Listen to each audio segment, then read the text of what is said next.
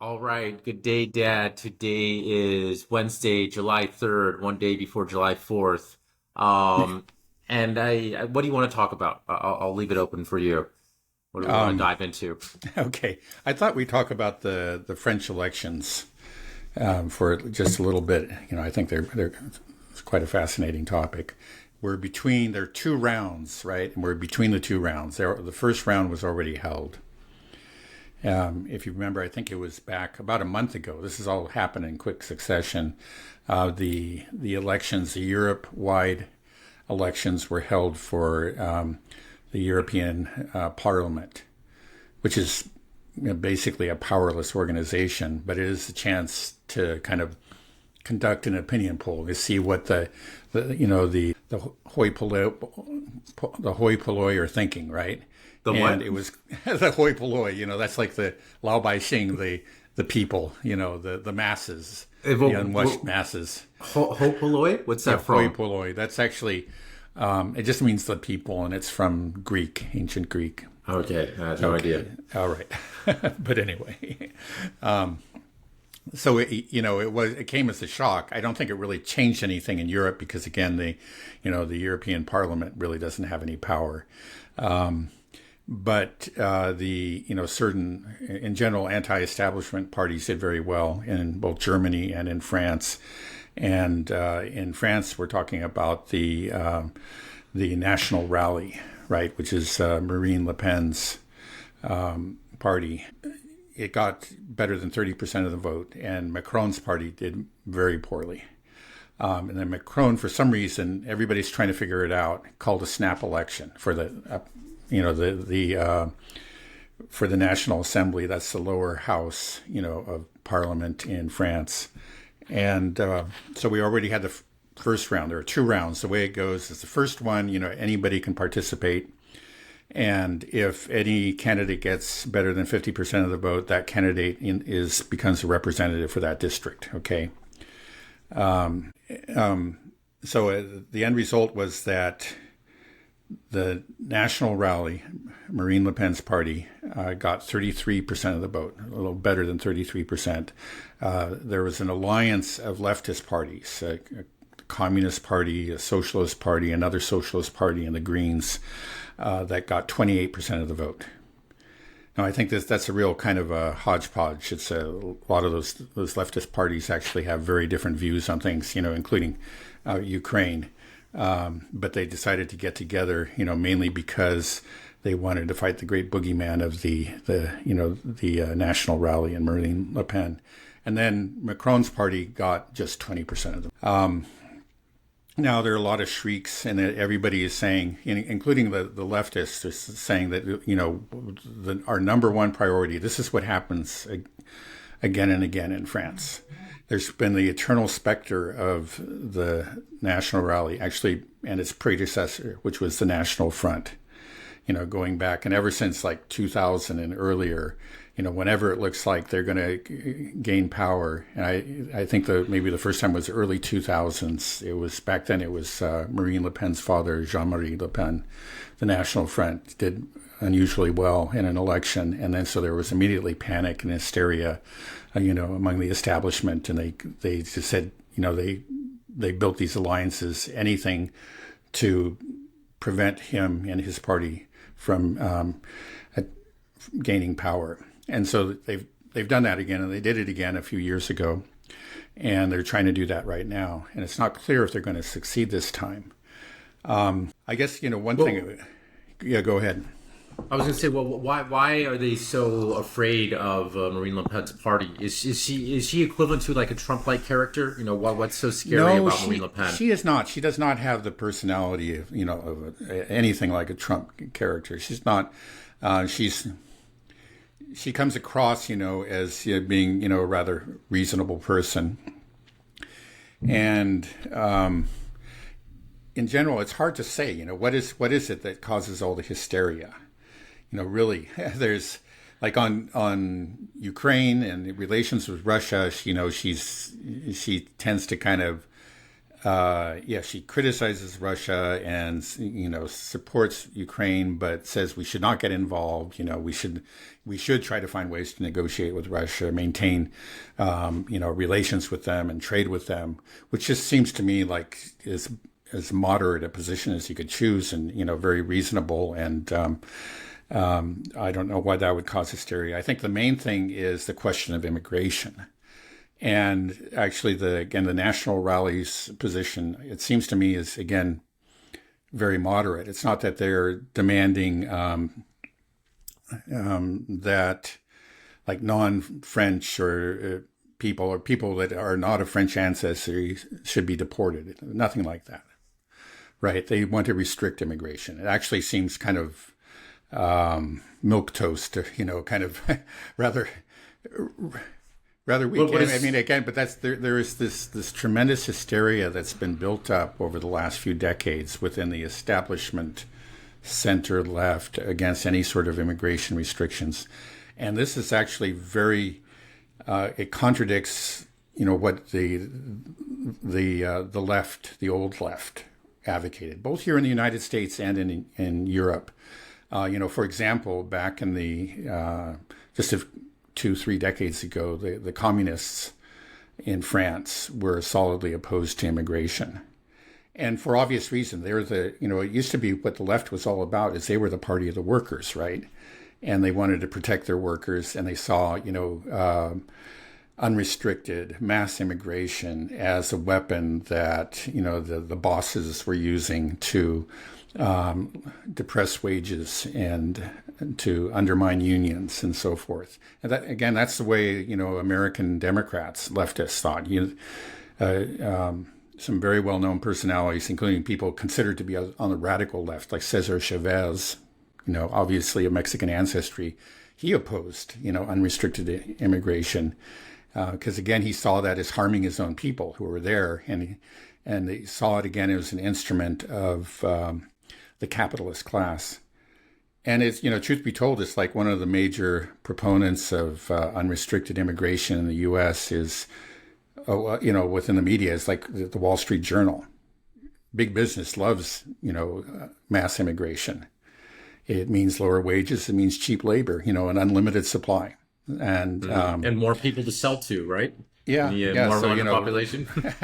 right. So it's all very odd in a way. I think if you went back just a few decades and, you started to describe, let's say, Marine Le Pen and the positions that her party has staked out, and you would say, oh, that's the leftist party, and indeed, opinion polls show that she does, her party does very well among workers. It's the one that's favored by workers and by young people too. So, I mean, what is the left now? If they're losing the workers and they're using young people, what are they?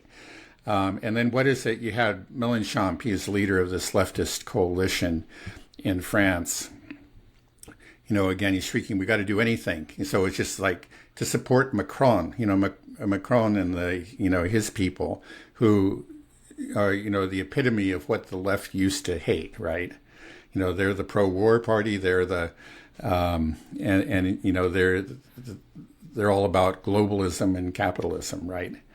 But he's willing to make an alliance with them. He's willing to get their people elected in different districts, just to prevent Le Pen's party from coming to power. I find myself looking at it as just like in the U.S., we have a lot of bizarre behavior on the part of the establishment, and we can attribute that to TDS, Trump derangement syndrome. There seems to be kind of a Le Pen derangement syndrome in France too. So is the main thing immigration for Le Pen? I mean, obviously the Russia-Ukraine war as well that she's saying not get involved. Are those the two biggest issues that has propelled her to the forefront? Well, I think it. Yeah. Yes, I think that's true. I mean, it's in general. Yeah. And when she says immigration restrictions, what does that mean exactly? She just wants to have some type of right, like ending a policy, ending chain, immigration.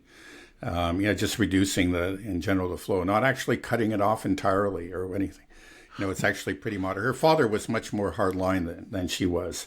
And so it was easier to paint him as a crypto fascist or whatever. And, he said a few things like, well, I think once he said the Holocaust was just a footnote to World War II, and that caused a lot of shrieks. And, that seemed to be proof that he was actually a crypto Nazi or something. And I think that's silly, but she doesn't even provide him with that kind of ammunition. She's... Is the just sort of the demographics of Europe right now, is it largely just a result of open borders? Is it similar like what we have experiencing right now in the U.S., where people can just walk into France if they take a boat from Tunisia or something like this, or Algeria, and then they just end up in France, and then they're citizens? Is that how, or not citizens, Yeah. but they're just living there and they can't be deported? Is that the It situation? seems to be, yeah. I mean, I think it's very, very difficult, and that the immigration began, I think, mostly from Algeria, where they call the Maghreb, that part of like northern Africa, after the colonial, the war that ended the French colony there. But since it's expanded, there still is a lot of immigration, and now you have a lot of second and third generation Algerians living in France, and you have Africans.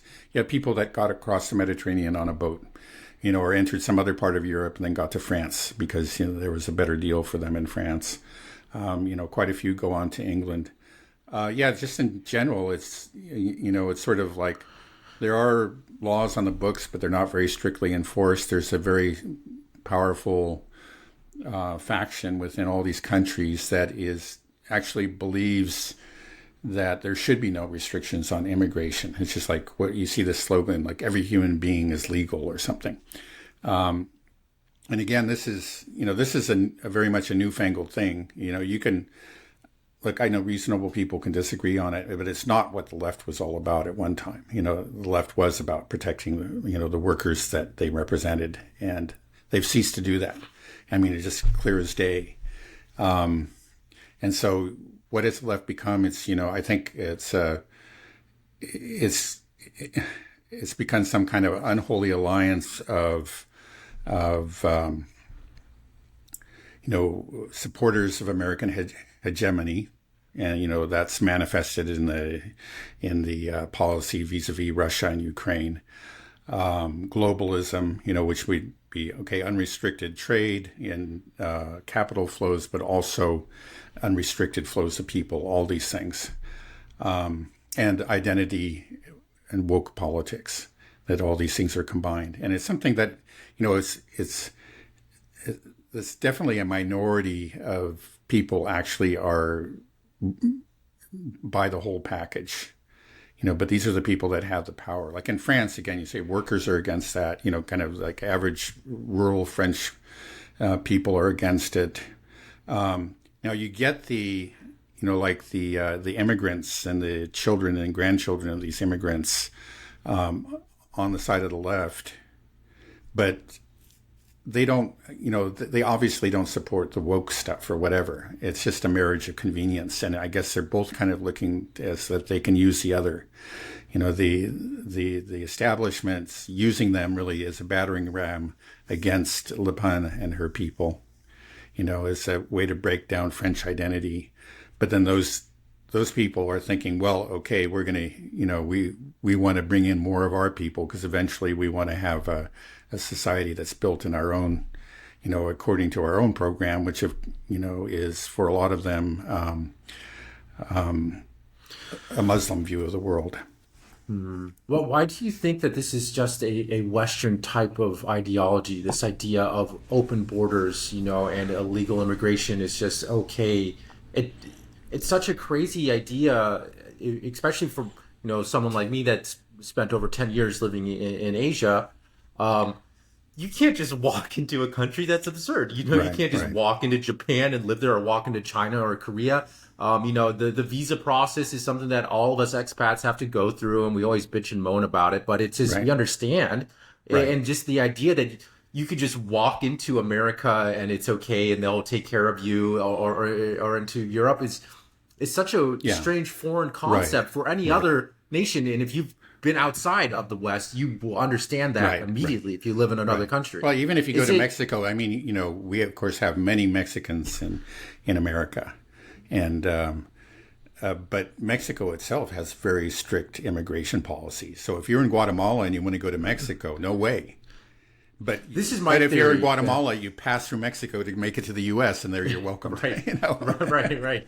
Yeah, it's really crazy. Maybe this is my theory: is that the Western countries have kind of this post colonialism guilt, and they're using this as to sort of atone for their sins of their past, because this is always talked about, like, yeah, oh, how evil right, the white European powers were and what they did to the world. And maybe that's why they're like, this idea it takes hold in Western Europe, because the idea of having a French pride or German pride, they've been taught to be ashamed of yeah, their nationalism. So right, we can't celebrate our own identity. We need to atone for the atrocities that we committed in the past, and importing other people might be a way to kind of cope yeah. with No, that. well, I don't know. I mean, Angela Merkel made that explicit. If you remember when there was that 2 million immigrants that just poured into Germany, how many years ago was it? 10 years ago, something like that. There was that great refugee crisis, and there was, well, that's what she said. This is something that will atone for her past. I mean, she didn't use exactly those words, but there were words to that effect. You know, very Yeah. much so. I'm not twisting her meaning. She Did you outright think? said that. Do you think that this is something that just organically came out to all of Western Europe because of their colonial past, or do you think that this was something that was fueled a bit by, the sort of leftist ideology, or something that sprung out of the U.S.? Because a lot of the immigrants that flooded into Europe are really the results of U.S. intervention Okay. in these wars, and Right. they're having to deal with the problem, and they have to say, "Oh, I was so sorry that we had colonies in Africa and the Middle East or Right. whatever." But Yeah. yeah, I don't know. Yeah. Well, it's certainly a lot of the immigration, and particularly, that flows into Europe, is fueled by conflicts that you can attribute, at least in part, to Western policies. That was true of Syria, and of Libya quite clearly. I don't think that was the intended consequence, but that has become the actual consequence of those policies. That's just a very difficult question to answer. It's kind of a mystical question. Why is it that we have this? And there are all kinds of explanations that are put out there, and they're probably, these various explanations contribute something to our understanding of it. And one is that it's sort of I would say, a post-Christian sensibility and ideology. It's just that there's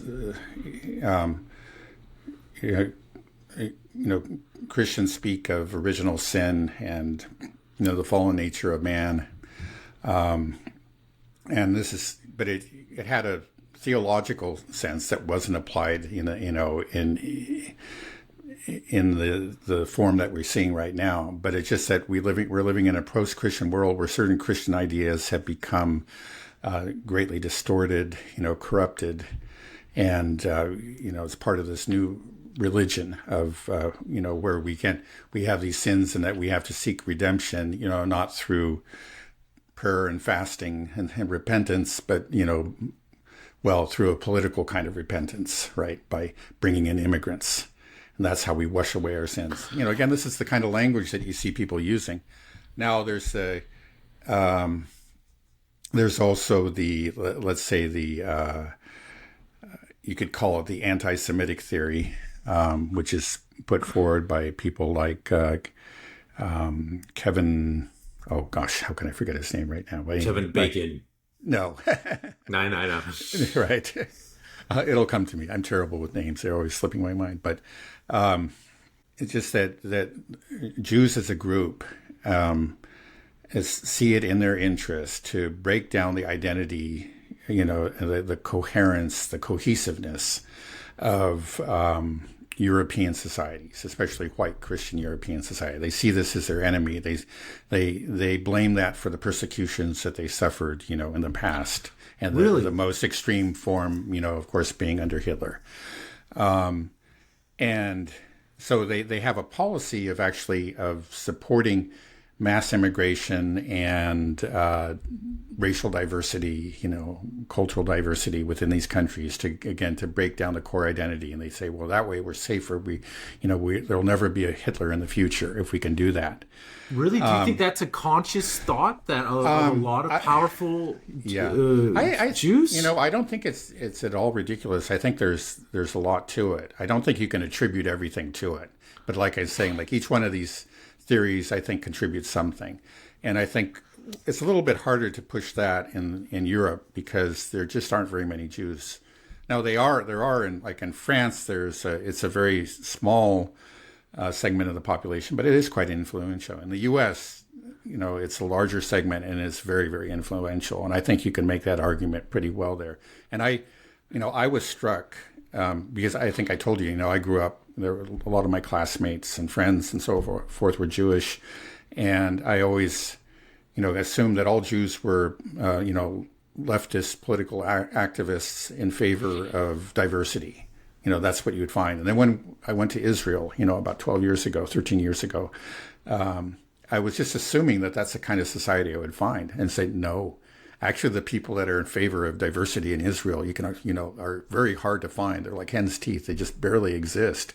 I mean, when you get to Israel, it's all about homogeneity, and about cultural cohesiveness. Extreme nationalism is, which we're seeing manifested right now. But so often you have the same people. I mean, people like Schumer, the senator from New York, advocating again always for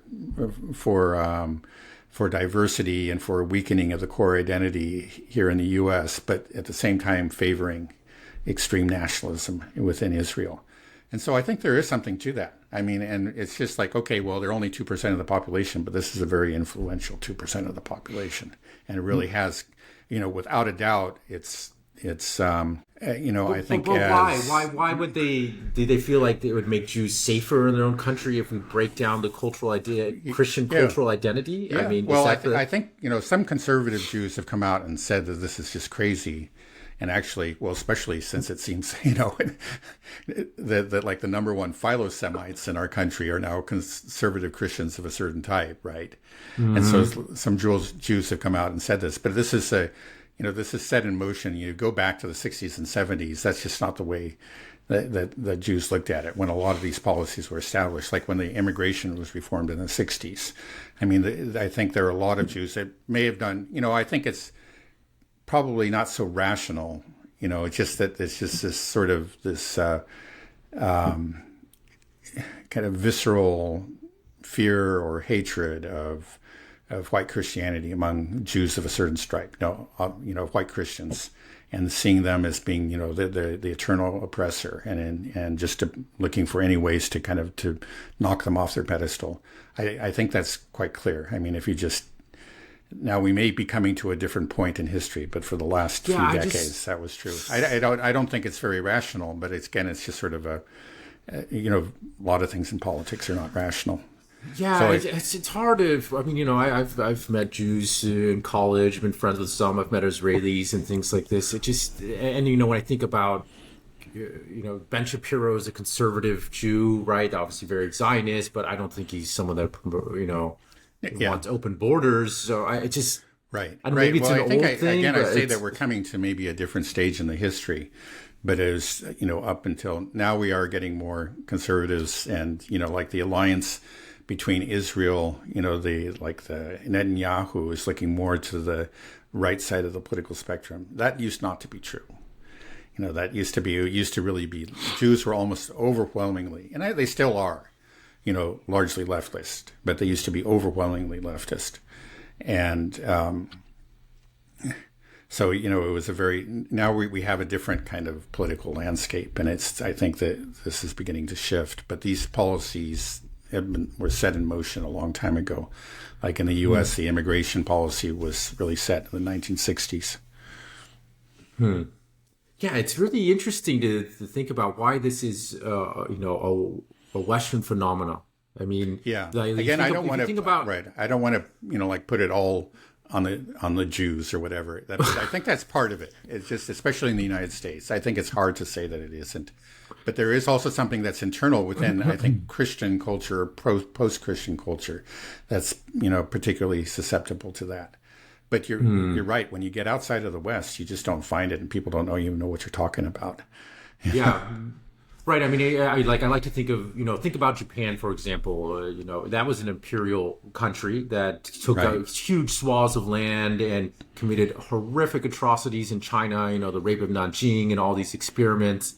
They're not like, oh, we're really sorry for that. Chinese people can just come into China whenever they want and live here. It's not easy to get into Japan. Immigration in Japan is difficult, Right. Well, they're very careful to let people come in on, for visit, right? Tourist visa, no problem. On work visas, they're given 5 years and then they got to leave the country, and that's that. Yeah, no, it's just true. It's true in African countries and so forth. You can't just, they all police their borders and have immigration policies and, are jealously protect the territory that they have. So do you think that, there's this force maybe in the United States, post-Christian culture combined with, atoning for the sins of our past, plus the Jews pushing for more diversity and open borders to kind of break down the fabric of Christian identity. And then that was kind of whatever the U.S. does, it kind of exports it to Europe, and the rest of Europe just kind of followed along with the new order. Right. I think, you could always find that in Europe previously, not all European countries, there was that tendency. But I think, a lot of this has now been, like, for example, the extreme forms of woke culture, that's actually an export from the U.S. into Europe. And now that Europe is losing its identity, it's really becoming increasingly a vassal of the United States, is being colonized by us both, politically, militarily, but also culturally. Mm-hmm. I mean, just the European Union as a project itself, I think, is just kind of an extension of the sort of globalist, no borders type of policy. So somebody there just was a hope in. Actually among people like Alexander Dugin, which we can talk about later. Going back to 2000, when the European Union was kind of just getting off the ground, that it could become a vehicle for a European identity vis-a-vis the American identity. But that's failed to materialize. It's become an instrument of American domination. Yeah, I was, I spent a lot of time in Europe, lived there for almost 2 years. And, I was kind of excited about the whole EU project and the Euro. I was like, this is cool. You can just travel around. I really liked it. But now that I'm a bit older, I'm seeing some of the problems associated with that. You do lose your identity. Just even small things like the currency. I like when I go to Norway. Yeah. And then I have my kroners, and there's its own sets of identity. It's not part of the EU. Yeah. I know other countries like Denmark and Sweden also aren't using the euro, but they're part of the EU bloc. Yeah. It seems minor, but I think it does reflect something deeper, yeah. And it just hasn't turned out the way that I think a lot of people thought. I mean, the establishment likes it. But, one thing is that these people are, the various peoples of Europe are discovering is that they're losing their respective sovereignties and their rights. They're surrendering rights to this unaccountable elite in Brussels. And it's now real hard to get it back, to get these rights back. Well, but what we're seeing in the election in France with Marine Le Pen is just across Europe, there's sort of a real pushback now. It's saying that's rejecting this sort of globalist project is what it seems like part of what they're saying. Obviously, with the I Russia think it was actually earlier, like an earlier incarnation of the National Rally, or certainly the National Front. They were explicitly anti-EU, and I think they've backed off of that. But I think it's fair to say that there's at least a suspicion of the EU and, within the National Front. Not the National Front, it's now the National Rally, what used to be the National Front. Mm-hmm. Okay, well, maybe we can go back to, we kind of went off on some tangents. So Oh, Marine Le Pen, she's looking like she's going to, what, is she going to be president? What does this mean? okay. I don't Well, understand what's not happening. okay. It's not a presidential election. It's an election for the National Assembly. Okay, so we had the first round, and only a few representatives were actually elected in this first round because you have to have over 50%. And I think in the case of there were maybe 29 from the National Rally, and then there were 20 perhaps from that leftist alliance, and that was basically it. There might have been just one, if even that, for Macron's party. Now, what happens is in the second round, it's just like every candidate that had less than 12.5% of the vote, which is say 1/8 of the total, is struck from the list. And so you have the remaining candidates, those that had 12.5% or higher. So typically there's something like 3 candidates left. And now, so that's okay. That's part of what happens, what changes. But then also in this week, between the two rounds, or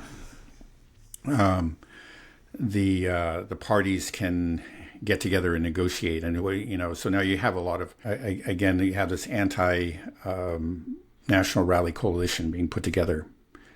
They're saying anything but. Okay, well, let's say in this district, if we agree to remove our candidate, and that'll give your candidate, let's say Macron's party, a chance to win. Okay, in this one, Macron's party agrees to remove their candidate from the rolls. So now it's the leftist candidate. Because the Macron will tell all his supporters to vote for the leftist candidate and vice versa. And, maybe by doing this, they can actually, win a majority of districts.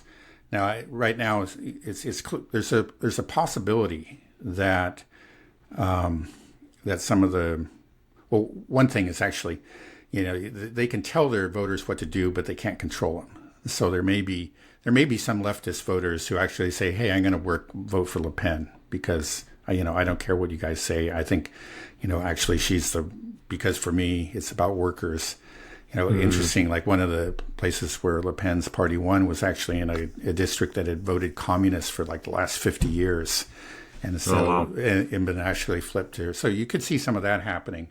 And then there is, at least initially, the Republican Party, which is kind of a respectable, mainstream, right-leaning party. Actually, the head of that party said that he supported Le Pen and said that he would, when it came to the second round, he would urge his voters to go with her. And that created some kind of rebellion within his party, and then I think he was even like barricaded in his office for a while, and there was a lot of drama, and who knows what's going to happen. So again, there is a lot of all these efforts are being made to deny Le Pen and her party a majority in the National Assembly, but it's not clear that it's going to succeed. It looks to me like sort of like 50-50. I think partly it's sort of like Chicken Little saying the sky is falling, the sky is falling. It's been happening for 20 years, and people are probably just don't really care anymore, stop fearing it, and I know a lot of them just have such a hatred for the establishment that they're just not going to listen, and they're going to vote for it. But we don't know how many. This maneuvering is going to on the part of the leftists and Macron, is certainly going to eat into her support, but it's going to make it more difficult for her to get 50%, get a majority in the parliament. But she might pull it out. We'll see.